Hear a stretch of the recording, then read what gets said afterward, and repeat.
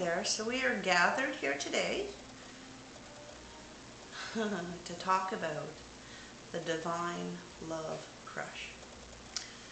Firstly, let me introduce myself. My name is Marianne Nunna Betts, and for as long as I can remember, whether it was jumping off cliffs and getting caught in a downdraft, relearning how to drive,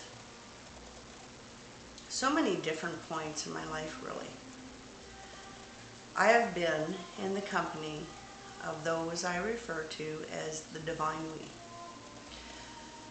They are the ones that, even amidst a situation, moment to moment that I can be involved in, they offer me up cartoons in my awareness and kind of sort of leans towards the far side. So they fill me with humor when I need humor. They fill me with hope when I need hope.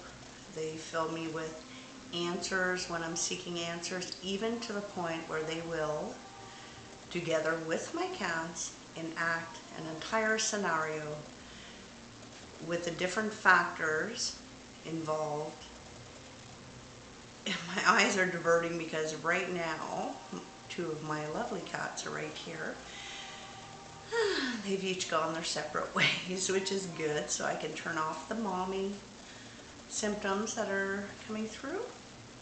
So all is well. Anyway, so basically I've been with the divine we, and I know that it's higher than me because it actually answers the questions I have. And coming from a brain injury, as I relearned how to walk and talk and drive and all sorts of things, count backwards from 10, trust me, I had many, many questions about the world around me, about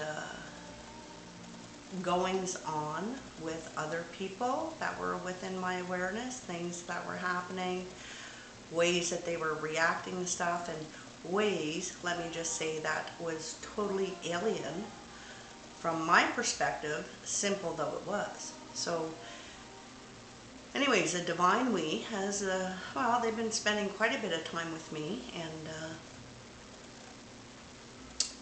we kind of sort of have an ongoing conversation. Sometimes I'm too busy, but whenever I slow down long enough to listen as they respond to the many, many questions I ask on a daily basis.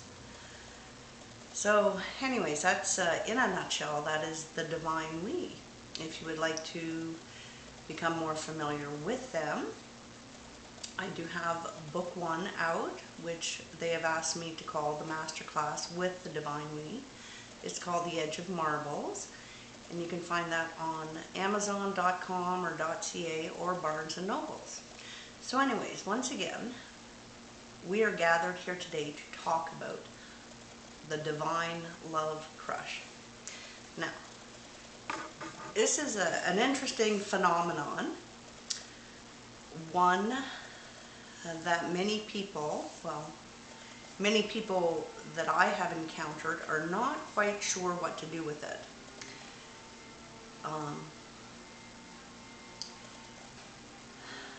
Basically, when I am with the divine we, when they are full into my awareness, which is quite often, I can see another, either their written words or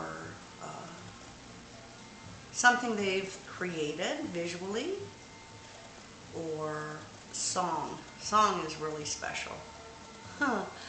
Song. This you may be able to relate to. You hear a song and the singer just resonates with you so strongly and then takes it another notch with these notes that are just beyond anything you could even have imagined at the beginning of the song.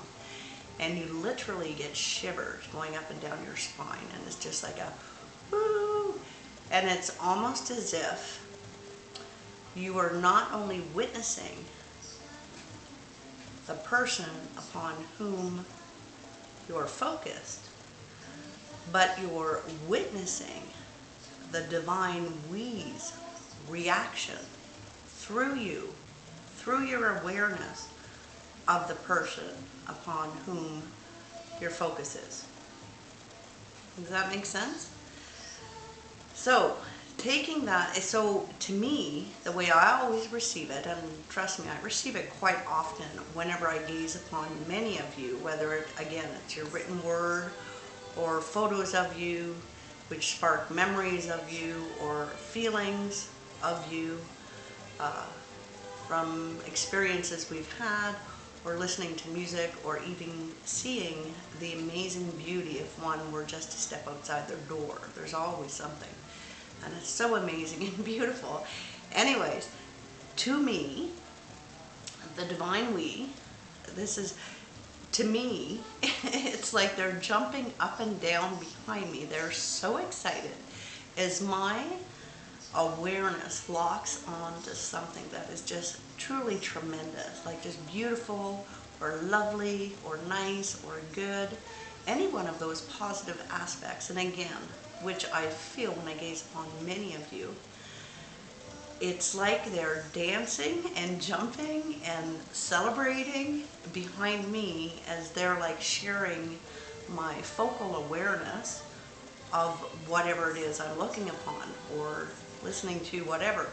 But it's like I feel them. It's like it's an extra burst of joy. It's an extra burst of love. It's an extra burst of happiness. It's just extra. It's just more than me. It's like divine. And so now if we take this to the aspect of love, which really all of these positive aspects kind of funnel, you know, in the same vein as love. This is where we get into the delicate area of the divine love crush. And essentially, to explain what it is, because I've done this, I don't really know how to rein it in. I'm learning, but we have so much fun. They have so much fun that they will not let me detract from this. And actually this divine divine love, this is what it's like. So in essence, I see something, and the longer I gaze upon it in my enjoyment of it, they, oh my goodness, expansively, exponentially, not only do they enjoy it through my focal viewpoint, but it's almost as if they're like, hey, you guys, come and check this out. Hey, and it's like it just expands exponentially, and it comes through. And there I am, looking like the girl who's had one glass of bubbly too much. I love you, man. I love you, man. I love you. I love everybody. I love you. And it's almost to the point where men, you know, you really have to hold yourself in around men that are not your significant other, or, you know, that know you're kind of crazy, especially like new people you're meeting. It's like you have the potential to turn into that girl that's had a couple glasses of bubbly too many, even one glass too many, and they're like gushing. It's like gushing love towards another. It's like you think they're beautiful, you think they're lovely, you just love them, you don't know what it is about them in particular. You may not even know that much about them. You may have just met them. And yet this rush of love makes you look like, even though maybe you don't drink, looks like you might have been a little too much. So that, in essence, is the divine love crush. And so our next segment, stay tuned, we're going to talk about how to harness it.